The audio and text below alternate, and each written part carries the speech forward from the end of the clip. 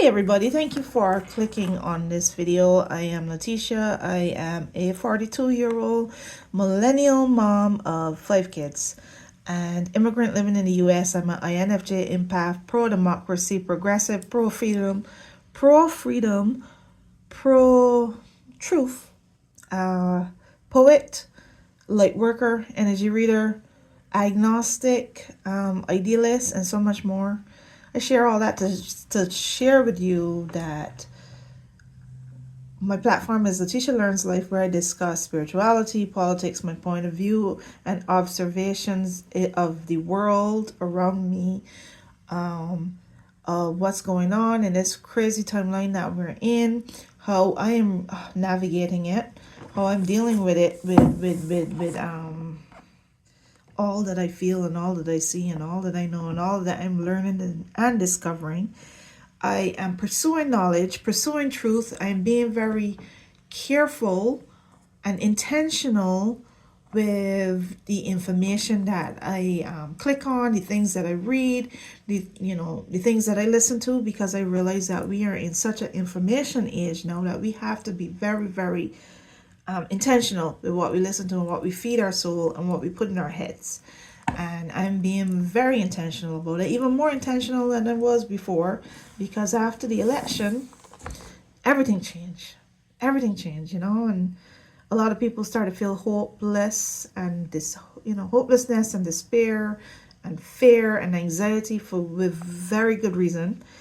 And, I see myself as like, the character in It's a Wonderful Life, I forgot what his name was, but the character played by Jimmy Stewart. I love It's a Wonderful Life, where he, throughout the panic, when there was a run on the bank, throughout the panic, he was the one that stayed calm, and he worked towards keeping everybody calm and making responsible decisions and getting through that moment together, and staying calm and coming out okay in the end. And I find myself being that character, which I always love that story. So I love the fact that I feel like that character, where I'm asking you to keep calm, keep the faith, hold on to the light, trust and believe that it's gonna work out for our greater good. I just find it very hard to believe that all this information is being revealed to me and to us, and we're going through this big spiritual awakening. We're going through this big awakening, on the planet, and all for nothing, because we're going to let these horrible, awful, wicked people that has been in control behind the scenes for a very long time and manipulating us behind the scenes for a very long time and lying to us and gaslighting us and doing all the things that they're doing now. But now we are aware of it. A lot of us are aware of it now. We're going to let those fools win. We're going to let them win. We haven't received the information that we're receiving, and the understanding that we're the awakening that we are, and the enlightenment, and all of what we're experiencing for nothing. It is not over. It can possibly be over, and we could have possibly already lost. It just feels that way now, but we have work to do. We got to heal this planet. We got to look out for one another. We got to love one another, help one another, discover our powers and our strength, not live in poverty, not live as, isolate ourselves from one another, and, no longer submit to this system that they've created for us, where we work till we die and then we die, we struggle to live and we never live. I'm not down for it. I've never been down for it. And I love the fact that I'm starting to realize that there's a possibility that I might have been so lucky to be created for a time such as this, where we could actually like change things. I mean, it looks really bad now, but we could change things, because we know we got to just do the work to help one another and enlighten each other. So the particular purpose of this YouTube video, this is my second YouTube video that I'm posting as an official YouTuber now. I'm an official YouTuber because I'm deleting my Instagram accounts on the 19th intentionally chosen day because I have so many reasons, but one of the reasons is because that is when TikTok is supposed to be officially banned, even though I don't believe that that's what's going to happen, but who knows? Anything is possible. That's when TikTok's supposed to be officially banned, and that's the day before the MAGA emperor is supposed to be coronated. And I don't mean none of those words. Those are coded words. But that is when something terrible is supposed to happen, unless a miracle happens. So the title of this video is just basically reading some excerpts from this book, Kamala Harris's book, The Truths We Hold, An American Journey. And I shared in the last video that, America didn't choose wisely, if that is the choice that America actually made. But the people that chose opposite to this choice did not choose wisely. Because if you really wanted to understand it, you didn't want to hear people tell you who she was, like hear from from the media or right-wing, pundits and right-wing propagandists and whatever, and you wanted to actually get some insight into her experience, her journey, her mind, and understand who this woman is. If you had listened to this book and read this book, you understand how America works and how the world works and how we need each other and how we got big problems to solve and how we can help one another and all this and all the big things that needed to be resolved. If you got how the world works, you would have definitely realized that this was a better choice. This was a smarter choice. Her name is Kamala, and Kamala means lotus. And I honestly believe that, a thief or some thieves tried, and maybe succeeded, we'll see, tried to steal her destiny, or succeeded and stole her destiny. We'll see what happens. I'm keeping the faith to the end. 11th hour miracle. I am team Delulu. I am an intuitive, and I'm gonna keep the faith. Keep the faith and hold on to the light. Even this close to the end of the even this close to the coronation. I don't mean coronation, right? Okay. So what I wanted to do is read some excerpts from this book. First of all, let me tell you. Here are the chapters of the book. The contents. Chapter 1 is For the People. 2, A Voice for Justice. 3, Underwater. 4, Wedding Bells.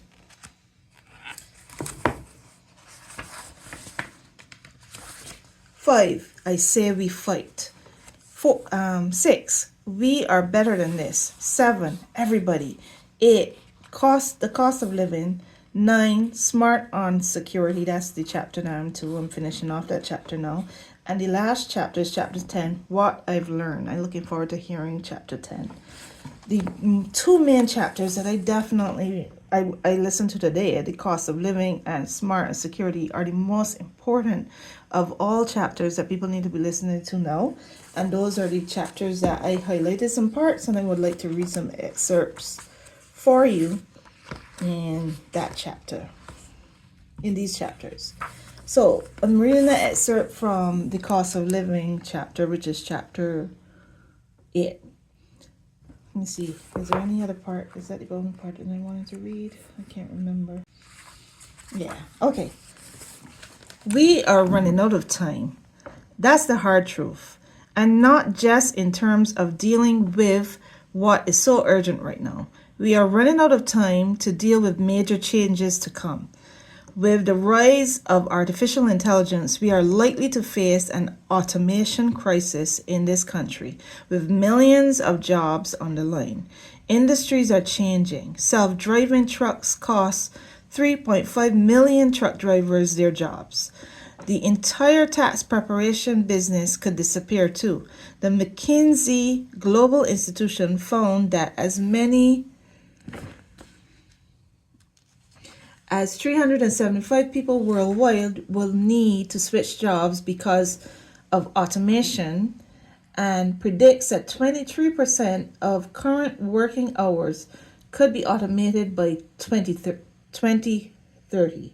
Another analysis suggests that automation could displace 2.5 million jobs a year in the near term.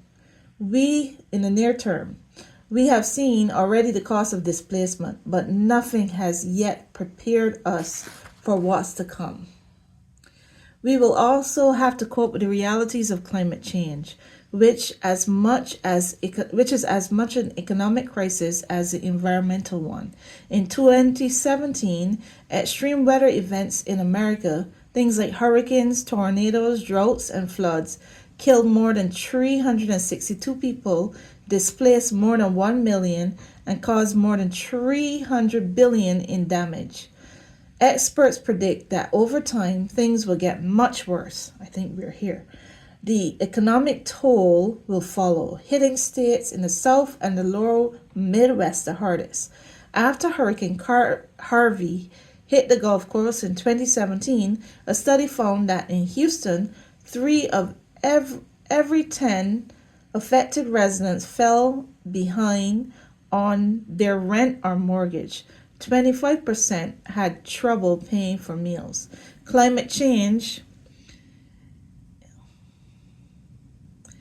Oh boy, let me pause. Climate change imperils industries too. Temperature and current changes in oceans are already hurting the fishing industry. The agriculture industry faces dangers on multiple fronts.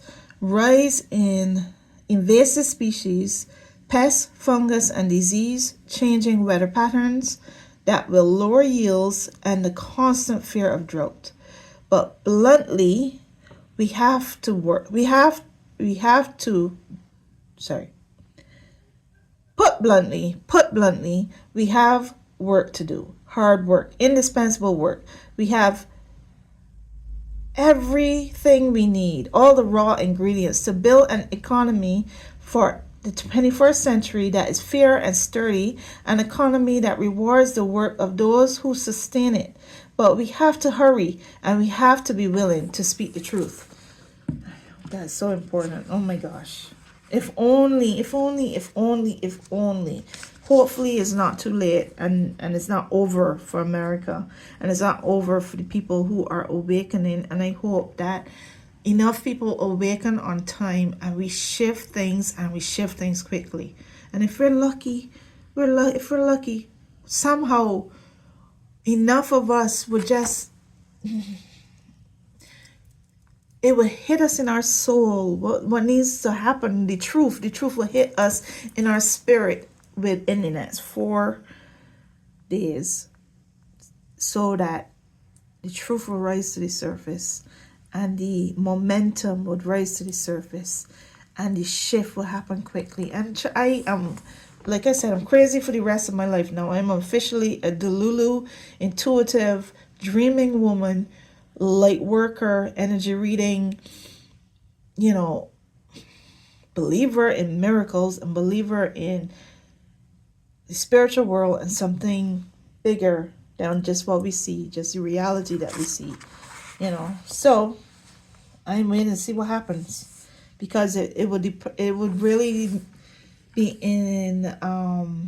imperative that enough people wake up and visualize it and desire it and ask and request it from the universe, pray about it in our spirit, in our mind, in our soul, and ask for change, and ask for help, and ask for change and help quickly, and start giving into despair. The reason that they have been so noisy and have been, so extreme with everything is to keep people from realizing that all they need to do is ask the divine, the higher power for help.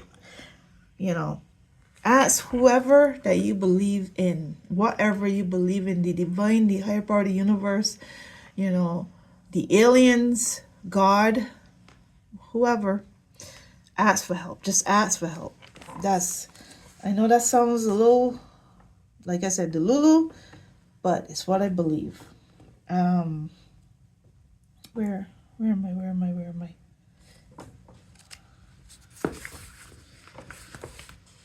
Where's the beginning part of this? Smart on security. Excerpt. When I arrived in the Senate, I was surprised to learn that there was an open seat on the Senate Select Committee on Intelligence. I asked outgoing Senator Barbara Boxer why this was. She told me that the committee's work was fascinating, meaningful, and critical to the country, but that most of it took place behind closed doors. Members of the committee couldn't talk publicly about their activities because reviewing the country's most sensitive intelligence involved the highest levels of scrutiny, the highest levels of security clearance. Consequently, she explained there usually wasn't much of a spotlight on the committee. That didn't matter to me. I knew that by the very nature of the job, if I had something important to say, I could find a bouquet of microphones to speak into. But when it came to the daily work, I wanted to be informed in real time about the threats facing my constituents and country and our country. So I joined the Senate Intelligence Committee, fully expecting the work to be done in the shadows, away from the press and outside the day-to-day focus of the national conversation. But days after I was sworn in as United States Senator, those expectations were upended. On January 6th, January 6th is a special date. On January 6, 2017, the intelligence community released a public assessment that determined that Russia had conducted multiple cyber operations against the United States with the intent of influencing the outcome of the 2016 presidential election. Suddenly, our work as investigation Suddenly, our work and investigation into what had gone so terribly wrong would become one of the most consequential undertakings in history of the Senate. Most of what I do on the committee involves classified information, and so there's a real limit to what I can write about here. But there are times when the intelligence community releases its assessments to the public, stripped of the information sources and methods by which the information was obtained, and meticulously written to avoid revealing anything that could compromise national security or endanger people's lives. And there are times when our committee works in close coordination with the intelligence community to release our own assessment publicly so that we can balance the critical need for the American people to know what is happening from our oversight perspective against the equally critical need to keep our intelligence gathering efforts covert. I can and will reference that work. And then it continues talking about what that work looks like. And then this is another part that I want to read to you. When the committee holds public hearings, Democrats sit on one side of the dais and Republicans on the other side as we face witnesses and cameras. But inside the skiff and away from the cameras, it is a very different environment. Often senators take off their jackets. We get down to business. It's not just the absence of cameras and the seating arrangement that changes the dynamics. It is the work itself, the rigid partnership that has paralyzed much of Washington somehow fades as we enter the room. We are, all of us, keenly focused on the weight of the work we are undertaking and its consequences.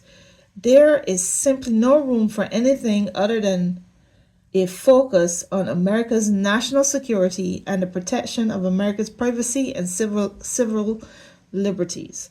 The public can't be there, nor the media, nor other senators who aren't on the committee. It's just us to do oversight with global reach. It is invigorating and even inspiring. It is a scene I wish American people could see, if just for a moment. It is a reminder that even in Washington, some things can be bigger than politics. So that's a very that last phrase. Some things are bigger than politics. I need the emperor, the MAGA emperor doesn't get that, and he has brought too many people into the political realm, con people into the political realm, seeing how well he did it. They also chose that as a career with his assistants. That takes it for a joke, takes people's lives for a joke, takes the security of the country as a joke, and they put politics before everything and politicize everything, and that is so dangerous. That is so dangerous. And let me just mention a book name of a book I didn't read, but the title of the book sticks with me. The Man Who Sold America by Joy Ann Reid. I didn't read it. I would like to read it sometime. There's a lot of books to read. Okay, so this is another part that I found very interesting. I looked up and noticed that Senator James Lankford, and I remember him because he was the one who had worked on who sponsored and worked on the bipartisan border bill that was killed by, again, the MAGA emperor and his jokers, his weak minions, because they didn't want the border problem to be solved, because they wanted it to be a political issue to use against the president, the current president. So I don't know if anybody following politics remember that, but I remember him. That's what I remember him as, and I remember him at times speaking the truth, but very carefully, but speaking the truth when he spoke in a speech, and he said that he was threatened, that if he votes for this bill and he brings this bill, I forget what the threat was. If they bring this bill to the floor, he vote for this bill. That person, if he was threatened by somebody on Fox News, they would make it their mission to destroy his career. He was threatened by somebody on Fox News, and then I remember him attempting to carefully speak the truth when speaking to reporters about the situation, about the bill, and who actually killed the bill. Okay, so I looked up and noticed that Senator James Lankford, a Republican from Oklahoma, was walking toward me, literally crossing the aisle so we could have a conversation. Kamala, I've been listening to what you've been saying about race as our Achilles heel, and I think you're onto something, he said. Personally, I think it starts with a question. Have you had a family over to your house that doesn't look like you?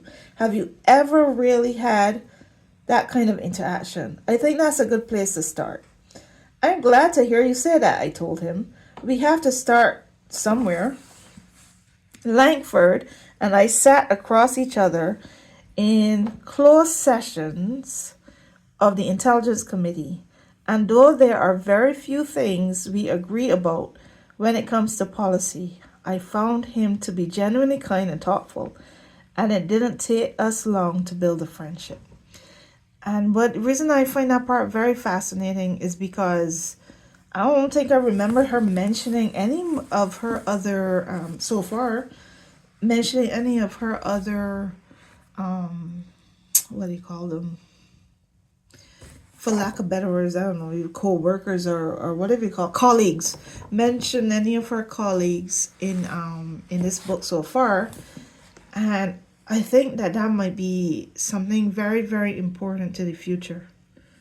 So I'm gonna watch that space with Senator James Lankford, because I had already noticed that he wasn't fully MAGA. So maybe a higher power would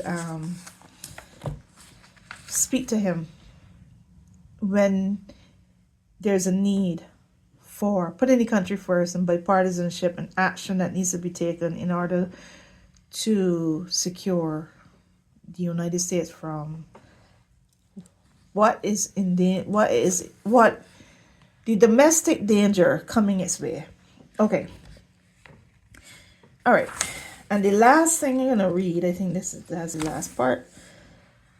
And if it isn't floods, it's fires. Fires aren't caused by climate change, but they are exasperated by it. Higher temperatures and longer dry spells turn our forests into kindling.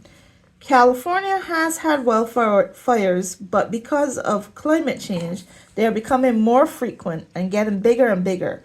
When I was Attorney General, I had toured a fire overhead by helicopter. From that height, the scale of devastation came into view. Entire streets, entire neighborhoods burned to the ground. It looked like a graveyard, and with chimneys as headstones. In August 2018, I flew home to California to meet with firefighters and evacuees from the Mendocino Complex fire, which burned more than 450,000 acres, making it the largest fire in the state's history. I wonder if it's still the largest fire in the state's history, because we know what's happening now with the California fires. I feel like there's something else in here that I thought I highlighted. But in this chapter about cybersecurity, there is an important discussion about cyber attacks and cyber what we classify as a cyber war, cyber attacks and cyber wars. I don't remember. Did I already? But this is an important book to read. This is an important book to read. And let's see what happens in the future. Let's see, we get into the point of no return. Well, yeah, the point of no return. And what happens after that, we will see. But as an intuitive, I am keeping the faith and holding the light. And then if we cross that bridge, if we cross to the point of no return, then we make a plan. We make a plan because we figure out how to hold the light in the onslaught of darkness that will make what happened in the last 2 months look like baby stuff. Thank you for watching this video. Peace and blessings and much love.